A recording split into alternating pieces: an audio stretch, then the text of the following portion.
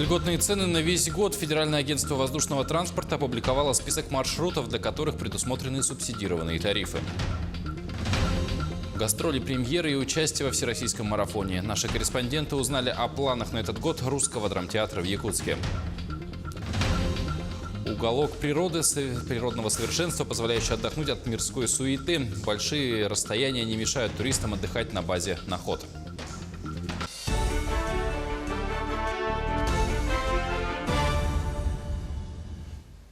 В эфире новости, в студии Павел Танин. Здравствуйте.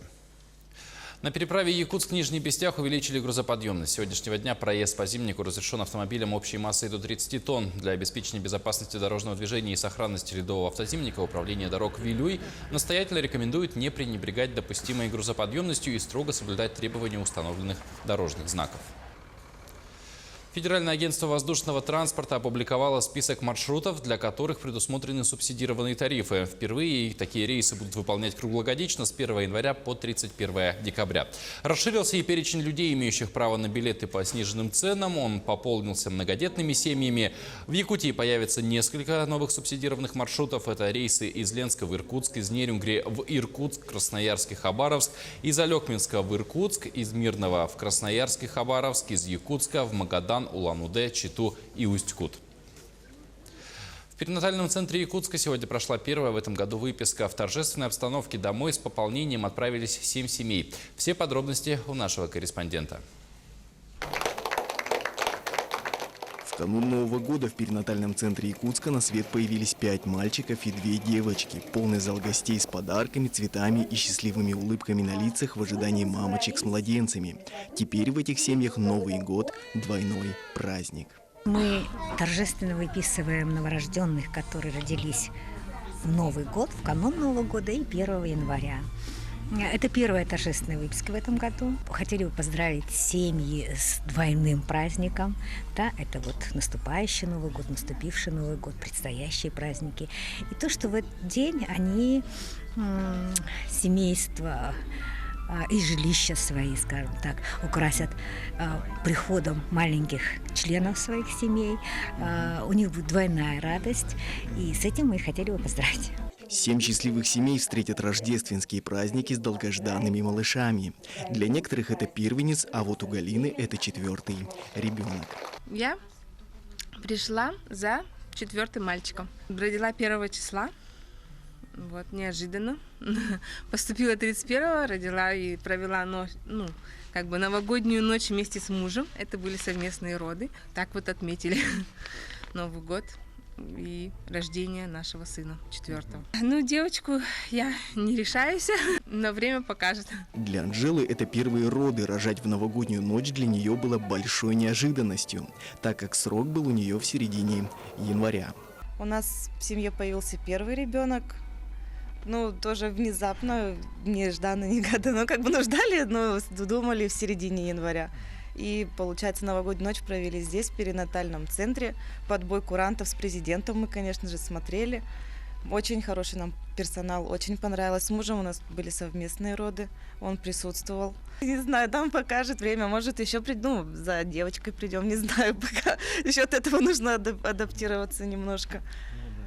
Прийти в себя, понять, что вообще, что такое ребенок, хотя бы потом уже подумать, что за девочкой или еще за мальчиком, а может, за двойней, не исключено. Всем малышам от руководства республики вручили подарки первой необходимости, после чего новорожденные отправились домой в сопровождении родных людей.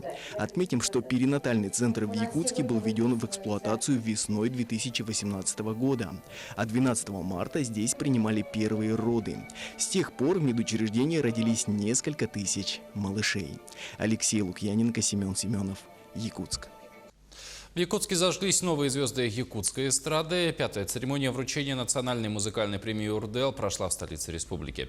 Победителей из числа финалистов определили в 12 номинациях, а по итогам интернет-голосования лидерами стали Карачена, Экискелена, Туприны с песней «СААС».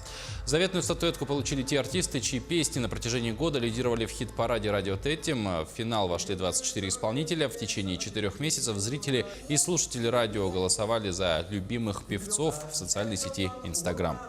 Не ожидали, что нам так много людей будут голосовать. много голосов набрали, вот, и мы в шоке сами. Участие в Эрделе дает стимул дальше продвигаться, дальше петь. Это наш первый самый большой конкурс. Планов много, как пойдет время, покажет. Добавлю, что учредителем премии «Урдел» является национальная вещательная компания «Саха». Впервые церемония прошла в 2014 году, а сегодня она является единственной национальной премией в области якутской популярной музыки. Наступивший год в России пройдет под эгидой Года театра. Запланированы масштабные мероприятия. Это и 25-й фестиваль «Золотая маска», 14-й международный фестиваль имени Чехова, фестиваль театров малых городов России и многое другое.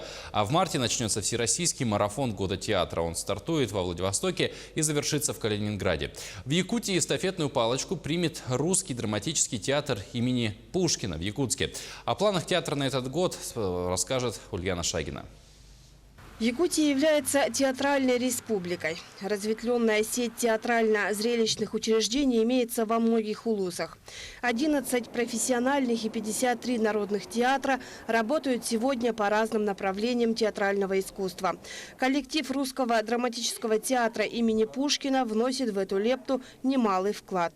Артисты первого и старейшего театра в регионе, как и их коллеги по всей стране, ожидают от объявленного года решения многих вопросов. Хотелось бы, чтобы мы больше и чаще ездили на гастроли, как внутри республики, так и за ее пределами. Да? Чтобы была возможность с нашими постановками выезжать на фестивали, потому что в первую очередь, естественно, это стоит вопрос финансовый. Да? То, что касается технической части, конечно же, хотелось бы, чтобы уже какие-то шаги по обновлению оборудования, они все-таки уже возымели место быть. Ну, на самом деле, планов громадье, и я надеюсь, что все-таки, так как год театра, все-таки он будет сопутствовать тому, чтобы наши какие-то проблемные вопросы, они все-таки решались. В новом году любителей театрального искусства Якутии ожидает много премьер. Русский театр не стал исключением. В скором времени начнется совместная работа с режиссером Сергеем Потаповым над постановкой «Мертвых душ». Намечается приезд гостей из театра Вахтангова. Артистов ждут и гастроли как по России, так и по Якутии. В марте состоится первый выезд в Ленский район.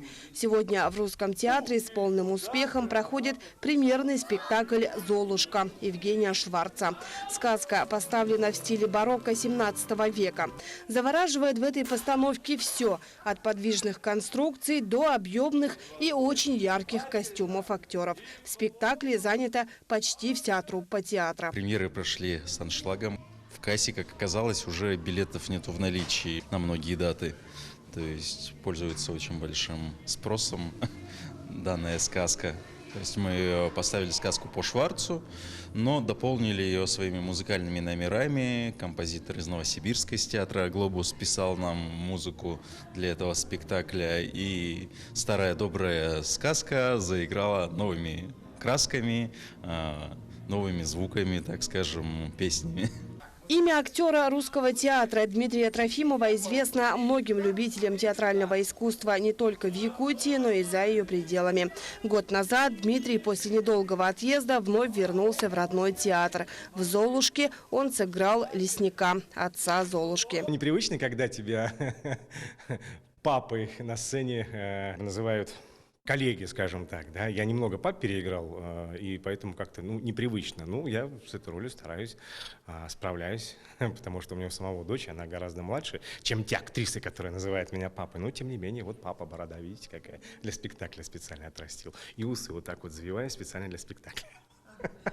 Новогодние каникулы продолжаются. Репертуар театра в эти дни больше ориентирован на отдыхающего зрителя. Помимо детских постановок идут комедийные спектакли «Тетки», «Голодранцы» и «Аристократы». По соседству мы живем.